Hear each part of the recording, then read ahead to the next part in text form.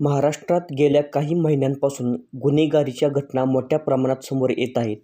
यामध्ये संतोष देशमुख प्रकरण, माऊली गव्हाणे हत्या, स्वारगेट प्रकरण तसेच त्यामुळे महिला सुरक्षेचा प्रश्न गंभीर झाला आहे. अल्पवयीन मुलींच्या अपहरणाच्या घटना वाढल्या आहेत, तर काही ठिकाणी गुन्हेगार खुलेआम फिरताना दिसत आहेत. मागील आठवड्यातच मुंबईत एका नामांकित उद्योजकाची हत्या करण्यात आली. तसेच पुण्यात एका प्रसिद्ध बिल्डरवर गोळीबार झाला. यामुळे महाराष्ट्रातील कायदा आणि सुव्यवस्थेवर प्रश्न निर्माण झाले आहेत. आता या पार्श्वभूमीवर एक जुनं प्रकरण पुन्हा चर्चेत आलं आहे. ते म्हणजे दिशा सालियन मृत्यू प्रकरण. तिच्या वडिलांनी उच्च न्यायालयात एक याचिका दाखल करत काही धक्कादायक आरोप केले आहेत.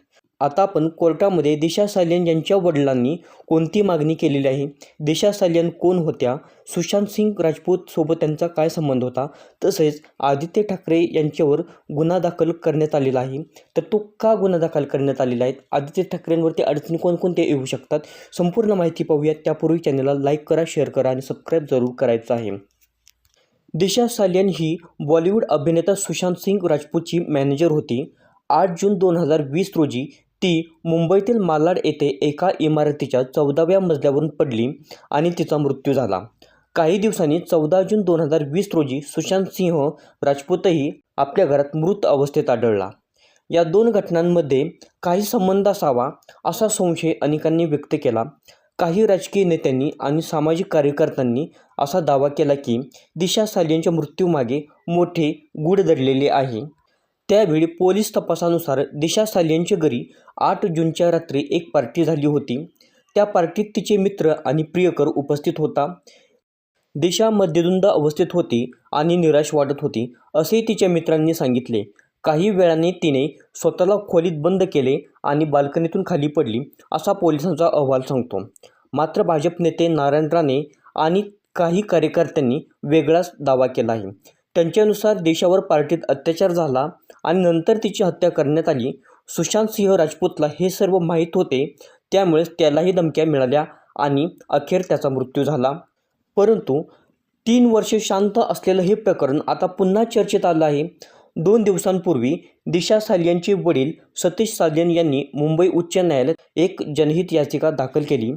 या याचिकेत त्यांनी आदित्य ठाकरे आणि काही सेलिब्रिटींच्या नावांचा उल्लेख केला आहे. त्यांच्या वकिलांनी म्हणजेच निलेश ओझा यांनी गंभीर आरोप केले आहेत. आता आपण त्यांच्या मागण्या काय आहेत ते पुढीलप्रमाणे पाहूया. दिशा सालियन प्रकरणाची पुन्हा चौकशी व्हावी.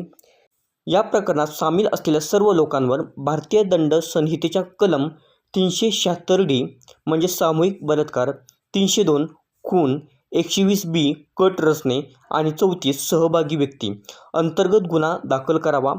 तपासादरम्यान दिशाचा मृत्यूचा खोटा अहवाल तयार करणाऱ्या पोलिसांवर कारवाई करावी. आरोपींना अटक करून त्यांची narco test, light detect test आणि ब्रेन मॅपिंग टेस्ट करण्यात याव्या. समीर वानखेडे यांच्या नेतृत्वाखाली NCBकडे असलेले पुरावे कोर्टासमोर सादर करावेत. तसेच दिशाच्या मित्रांनी सांगितलेल्या घटना आणि वकिलांनी मांडलेले आरोप यामध्ये खूप मोठा फरक आहे. आता मित्रांनी दिलेली माहिती आपण पाहूया. त्या रात्री पार्टी सुरू होती असं मित्रांनी सांगितलं. तसंच दिशा मद्यधुंद अवस्थेत होती आणि निराश वाटत होती. तिने अचानक खोलीत जाऊन दरवाजा बंद केला आणि काही वेळाने बाल्कनीतून पडली. परंतु वकिलांनी केलेले आरोप असे आहेत की दिशावर सामूहिक अत्याचार झाला, तिचा खून करण्यात आला आणि पोलिसांनी खोटी आत्महत्येची केस दाखल केली. या प्रकरणात मोठे राजकीय आणि बॉलिवूड सेलिब्रिटी सहभागी होते. आता या प्रकरणात आदित्य ठाकरे यांचं नाव का घेण्यात आलेलं आहे ते आपण या ठिकाणी पाहूया. वकील निलेश ओझा यांच्या म्हणण्यानुसार सुप्रीम कोर्टाने दिलेल्या 106 ऑफ एव्हिडन्स ॲक्टनुसार जर एखादा आरोपी गुन्ह्याच्या ठिकाणी उपस्थित असेल तर त्याने त्या घटनेबद्दल सत्य सांगितले पाहिजे. जर त्याने खोटे स्पष्टीकरण दिले तर त्यावरून त्याला दोषी ठरवता येऊ शकते. याच तत्त्वाचा वापर करून वकील ओझा आणि दिशा सालियनचे वडील आदित्य ठाकरे यांच्यावर आरोप करत आहेत. त्यांचा दावा आहे की त्या रात्री आदित्य ठाकरे आणि काही सेलिब्रिटी दिशा सालियनच्या फ्लॅटवर उपस्थित होते. इतकेच नव्हे तर शिवसेना उद्धव बाळासाहेब ठाकरे पक्षाचे प्रवक्ते केशव तिवारी यांनी स्वतः एका मुलाखतीत सांगितले की त्या रात्री आदित्य ठाकरे तेथे होते पण त्यांना वाचवण्यात आले. तसेच दिशा सालियनचे वडील आता फक्त एकच गोष्ट मागत आहे, ते म्हणजे सत्य बाहेर यावे. त्यांनी याचिकेत स्पष्ट नमूद केले आहे की आम्ही न्याय मागत आहोत. जर आमचे आरोप खोटे असतील तर आम्हांवर सुद्धा कारवाई करा, पण सत्य जनतेसमोर येऊ द्या. या प्रकरणात कोर्ट लवकरच निर्णय देईल. जर याचिकेत नमूद आरोपांमध्ये काही तथ्य आढळले तर हा तपास एका नव्या वळणावर जाऊ शकतो. दिशा सायलेन मृत्यू प्रकरण राज्यातील गुन्हेगारीच्या वाढत्या प्रकरणांपैकी एक आहे. सामान्य नागरिक विचारत आहेत, महाराष्ट्रात सुरक्षितता आहे का? हा तपास पुढे कसा जातो आणि न्यायालयाचा निकाल कसा येतो हे पाहणे महत्त्वाचे ठरणार आहे. अशाच महत्त्वपूर्ण माहितीसाठी आमच्या चॅनलला सबस्क्राईब करायचं आहे.